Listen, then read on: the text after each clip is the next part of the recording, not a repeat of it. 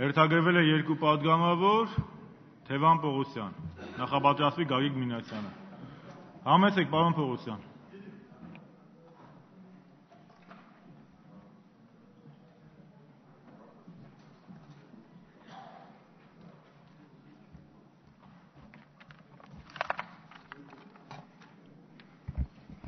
Շնորհակալություն։ Ազգային ժողովի նախագահի պաշտոնում ես տեսնում եմ Ռուբեն Հակոբյանին։ Մարդու, ով հավասարապես ընդունելի կլինի բոլորի համար, ով կարող է իրապես բարձրացնել ազգային ժողովի դերն ու նշանակությունը քաղաքական ասպարեզում։ Քաղաքական գործիչ, ով արդյունավետ կարող է դարձնել իշխող մեծամասնության աշխատանքը եւ հավասարապես լսելի ընդդիմության ձայնը։ Ռուբեն Հակոբյանը կլինի յուրաքանչյուր պատգամավորի հենարանը, բոլոր ընտրողների պահանջների սպասարկողը։ Վարկյան անգամ չեմ կասկածում։ Ու այսպիսի վստահությամբ խոսելիս բոլոր իրավունքները ես ունեմ։ Չեմ կարող հիշել անգամ, թե ազգային ժողով ոտ դնելուց հետո քանի անգամ եմ սայթակել, բայց վայր չեմ ընկել, որովհետև ընկնելուց միշտ երկու ամուր ձեռք բռնել ու կանգնեցրել են ինձ։ Ռուբեն Հակոբյանն է եղել միշտ։ Ես գիտեմ, որ նա այդպեսին կարող է լինել ցանկացածի նկատմամբ։ Երկար կարող եմ խոսել ազգային ժողովի նախագահի իմ թեկնածի մարդկային տեսակի մասին, բայց ավելի կարևոր է այս պահին համարում խնդրի քաղաքական ու պետական հարթության մեջ դիտարկելը։ Ես շատ լավ հասկանում եմ, որ իշխող քաղաքական ուժը ունի իր թեկնածուն, ով միշտ մեծ հաշվով ընտրելու խնդիր չունի։ Հարգանքով եմ վերաբերվում Գալուստ Սահակյանի անցած ճանապարհին եւ դերակատարությանը սեփական կուսակցության շարքերում։ Բայց այդ ամենով հանդերձ ես կոչ եմ անում բոլորին, այդ թվում նաև հանրապետականներին, քվեարկելու հենց Ռուբեն Հակոբյանի օգտին։ Հիմնավորեմ, թե ինչու եմ այդպես կարծում։ Առաջինը, ազգային ժողովի նախագահի պաշտոնը ընդդիմադիր գործչին զիջելով, իշխող մեծամասնությունը հնարավորություն կունենա ապացուցելու, որ աթոռին չկարճելու, հանուն փոփոխությունների գործելու մասին խոսքերը հենց այնպես չեն, այդպես բարձրաձայն հնչեցնում վերջին ժամանակները։ Երկրորդը, ժառանգության պատգամավորին ընտրելով ազգային ժողովը իր վերաբերմունքը կայտնի մեր ընտրողների հանդեպ կամ ավելի կոնկրետ մեր ընտրողների քաղաքական կողմնորոշման հանդեպ, որը նրանք արտահայտել են վերջին համապետական ընտրությունների ժամանակ։ Եվ երրորդը, Ռուբեն Հակոբյանին ընտրելով մենք բոլորս ցույց կտանք ինքներս մեզ ու մեր ժողովրդին, որ բոլորիս նպատակը նույնն է, իսկ նպատակին հասնելու ճանապարհին չկա իմը քոնը կամ մերոնք ձերոնք տարանջատումը։ Բացի դրանից Ռուբեն Հակոբյանը հաստատ նոր շունչ կտա Հայաստանի քաղաքական իշխանությանը։ Այս օրերին բոլորս ականատես ենք, թե ինչպես կադրային սովի պայմաններում կադրային տեղապտույտ է կատարվում գործադիր իշխանության ձևավորման հարցում։ Եթե ոչինչ չփոխվի, նույնը կշարունակվի արդեն ազգային ժողովում։ Նույնիսկ հանրապետական կուսակցության ներսում նոր մտածողության կադրերը ճաճից դուրս գալու հեռանկար շատ ցածր է։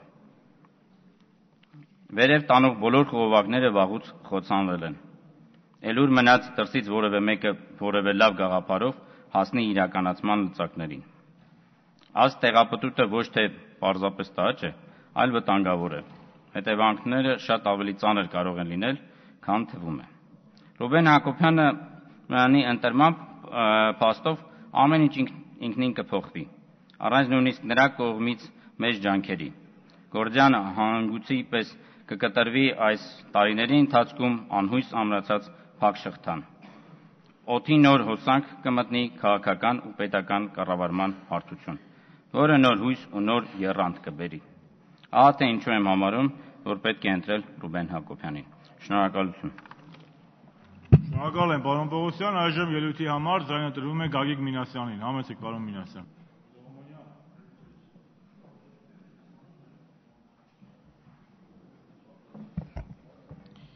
Ազգային ժողովի մեծարգո փոխնախագահ, հարգելի գործընկերներ, պարոն Սահակյանին ճանաչում եմ շուրջ 20 տարի։ Նախ որպես հանրապետական կուսակցության անդամ ծանոթացել պարոն Սահակյանի հետ, հետո այլևս որպես պատգամավոր։ Շուրջ 15 տարի պարոն Սահակյանին ճանաչում եմ որպես պատգամավոր, որպես խմբակցության ղեկավար, Տարիների ընթացքում ակնհայտ է իմ եւ կարծում եմ շատերի համար, որ պարոն Սահակյանը իսկապես պատգամավորական գործունեության համար ստեղծված քաղաքական գործիչ է։ Կարծում քաղաքական գործիչների երկու տիպ կա, իհարկե նաև կան քաղաքական գործիչներ, որ կարող են մեկը մյուսով փոխարինել, բայց իմ համար պարոն Սահակյանի կերպարը հենց խորհրդարանական պատգամավորի կերպարն է։ Տարիների ընթացքում ղեկավարելով Հանրապետական կուսակցության խմբակցությունը բավականին բարդ իրավիճակներում պարոն Սահակյանը կարողացել է գտնել կոմպրոմիսներ այլ խմբակցությունների հետ, կարողացել է գտնել կոմպրոմիսներ, որոնց շնորհիվ լուծվել են խնդիրներ, որոնք սկզբից շատերի համար, երբեմն նաև իմ համար թվում էին անլուծելի։ Որն է պարոն Սահակյանի գործունեության ամենահիմնական առանձնահատկությունը։ Դա հանուն գաղափարի իրականացնում է իր բոլոր դրսևորումներով։ Դուք չեք գտնի մի գործունեություն, որի առանցքում պարոն Սահակյանի կողմից դրված լինի ընդդեմը։ Ես չեմ խոսում, որ մեր շատ պատգամավորներ շատ հաճախ առաջնորդվում են հենց ընդդեմ գաղափարով։ Ես խոսում եմ նրա մասին, որ մեր ազգային ժողովի նախագահը պետք է օժտված լինի հանուն գաղափարով, միավորելու գաղափարով, որը թույլ կտա լուծել այն բոլոր խնդիրները, որոնք կանգնած են այսօր եւ որոնք ցավոք սրտի կանգնելու են վաղը։ Տարիների ընթացքում փոխվել է մեր հասարակությունը, փոխվել է մեր կառավարման համակարգը, փոխվել է նաեւ խորհրդարանը եւ փոխվել է նաեւ պարոն Սահակյանը։ Երբ մենք լսում ենք, որ մեզ նոր շունչ է պետք, ես կարծում եմ, որ այդ նոր շունչը ամենաշատը հենց դրսևորվում է պարոն Սահակյանի մոտ։ Մարդ, որը իմաստացել է իր աշխատանքով, իմաստացել է իր շրջապատի աշխատանքով, որը կարողանում է միշտ լինել երիտասարդ իր մտքերով, որը կարողանում է միշտ վարակել այդ նոր ավյունով, միգուցե 10, 20, 30 տարի իրենց ավելի երիտասարդ մարդկանց։ Ես կարծում եմ, մենք շատ հաճախ օգտագործում ենք այս ամենից խոսելու, որ հարգելի ընկերներ, հարգելի գործընկերներ, կարևորագույն հարց են քննարկում։ Այսօր եւ այս հարցը թերևս ամենակարևորագույնն է։ Մենք ընտրելու ենք ազգային ժողովի նախագահ, որի գործունեության ոճից, որի հմտություններից մենք հաճախ օգտագործում ենք նաև այդ բառը, թույլ տվեք այդ բառը ասեմ, իմաստնությունից շատ բան է կախված։ Այսօր ազգային ժողովի նախագահի պաշտոնում ավելի լավ տեխնացու,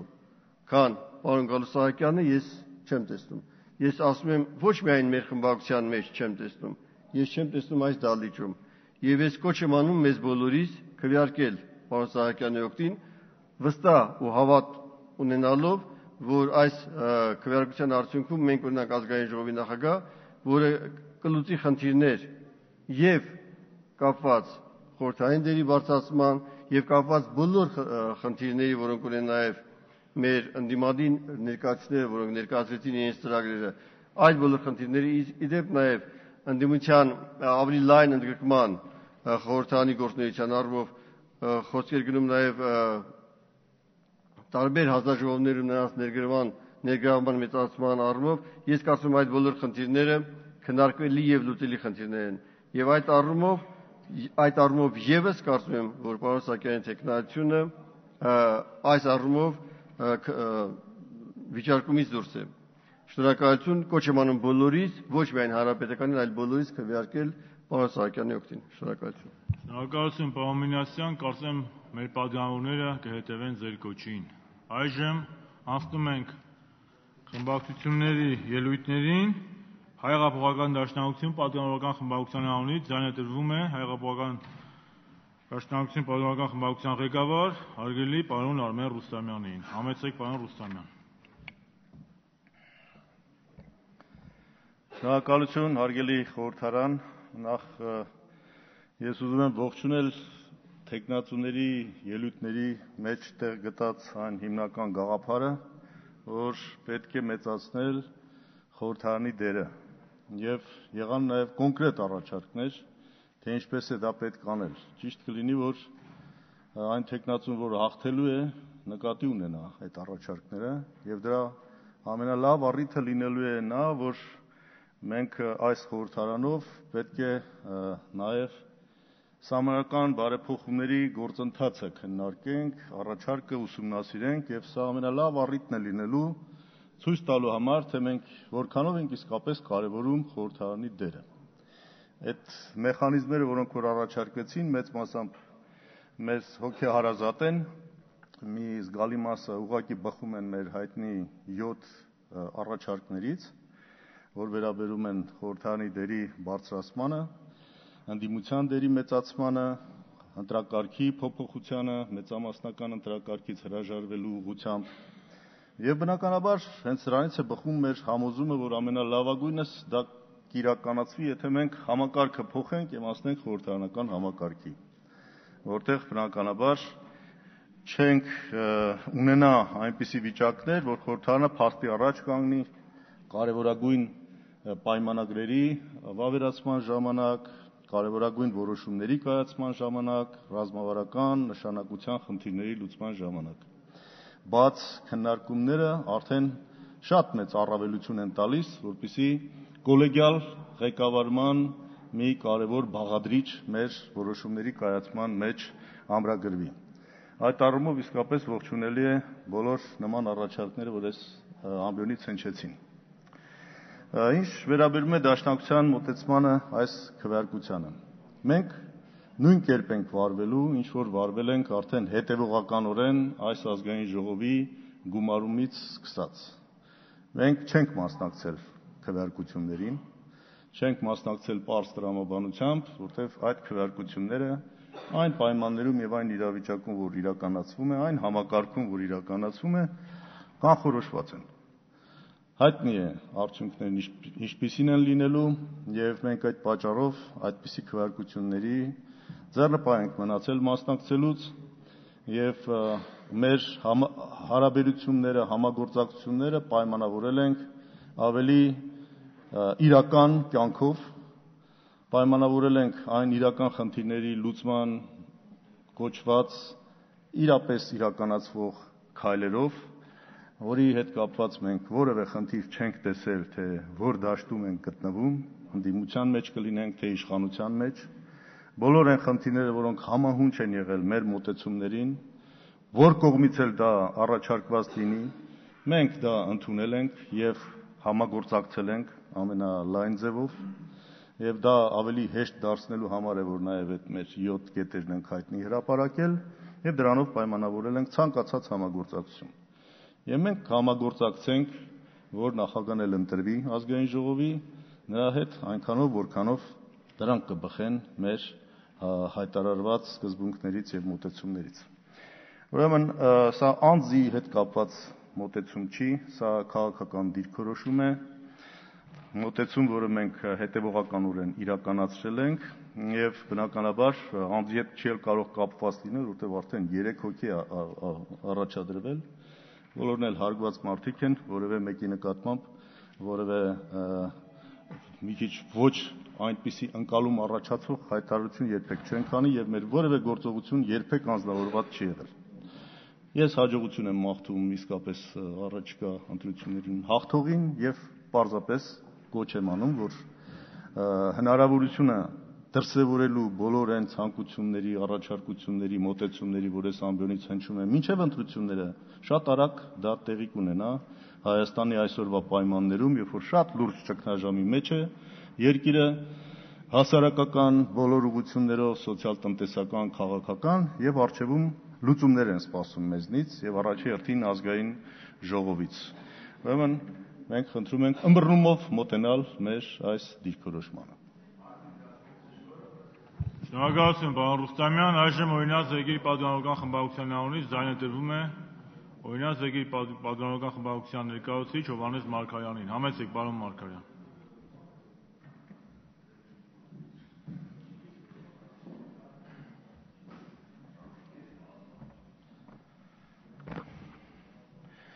Շնորհակալություն, հարգարժան գործընկերներ,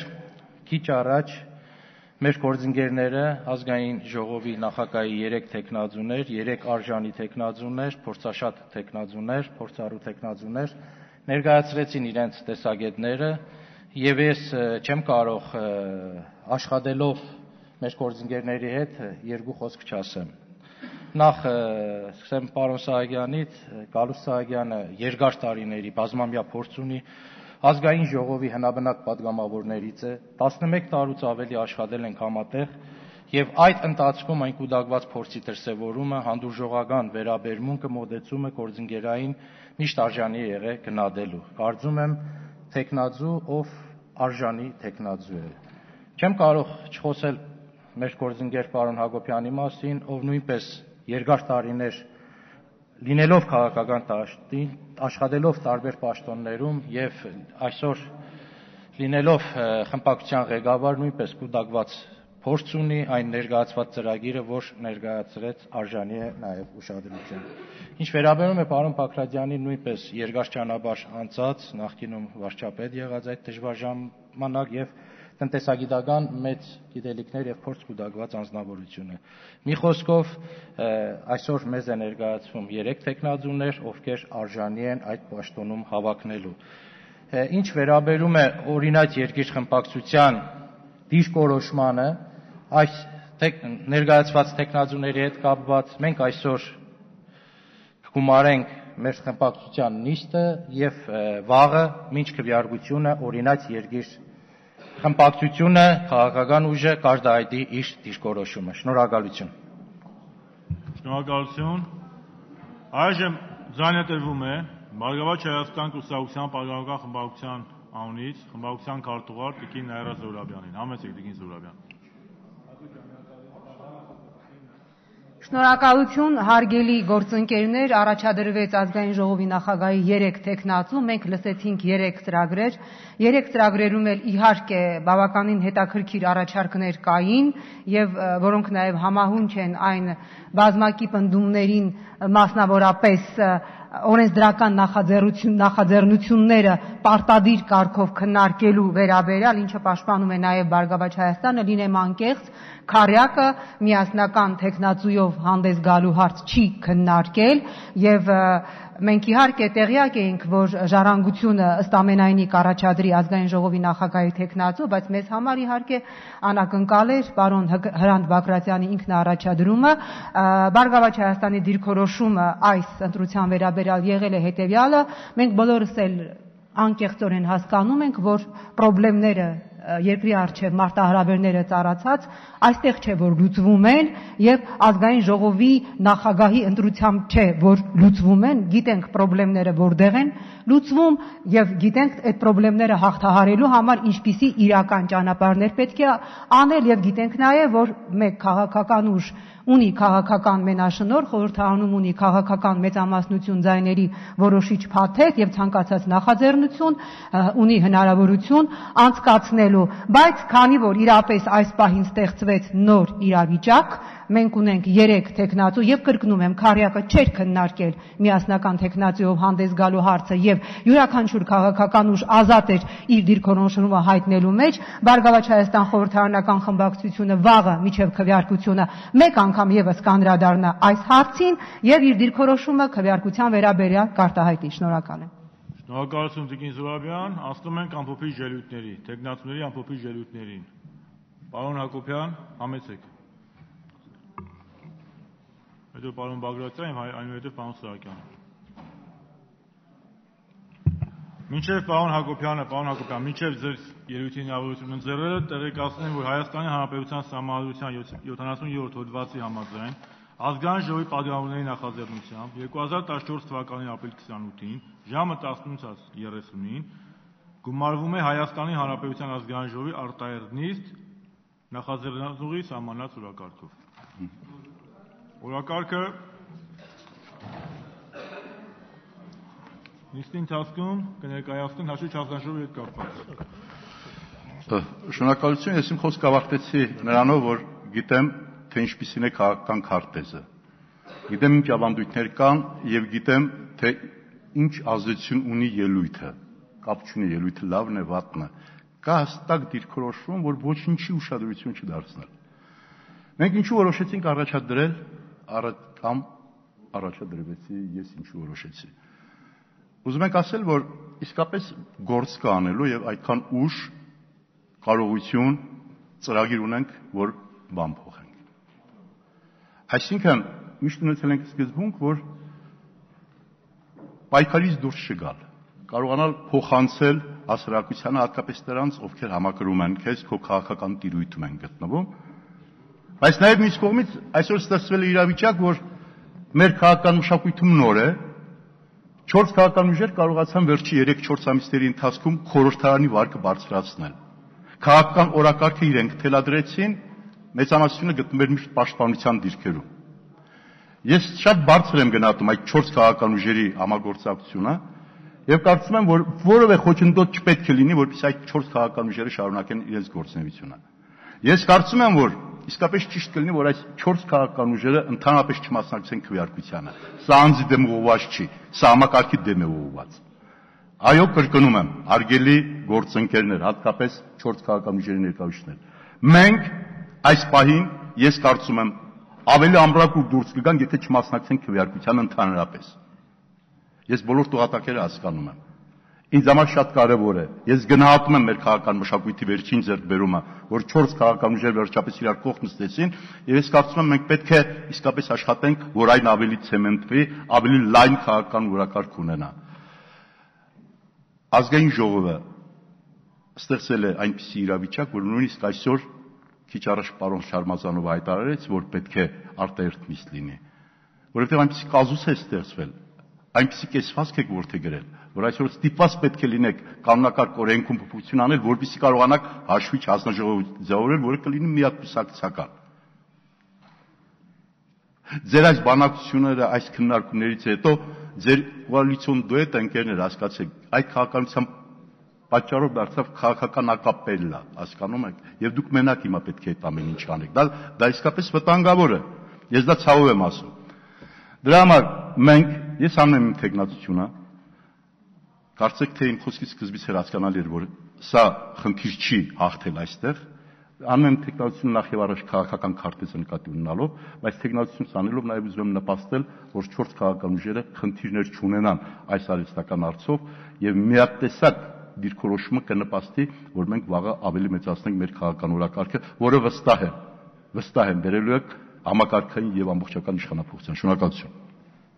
Շնորհակալություն, մենք ընդունում ենք ձեր ինքնաբացարկը, պարոն Հակոբյան, ամփոփի ելույթի համար։ Հակառակ հերթականությամբ է, պարոն Բագրատյան։ Այժմ ամփոփի ելույթի համար ձայնը տրվում է ՀԱԿ խմբակցության պատգամավոր ինքնաառաջադրված Հրանտ Բագրատյանին։ Համեցեք։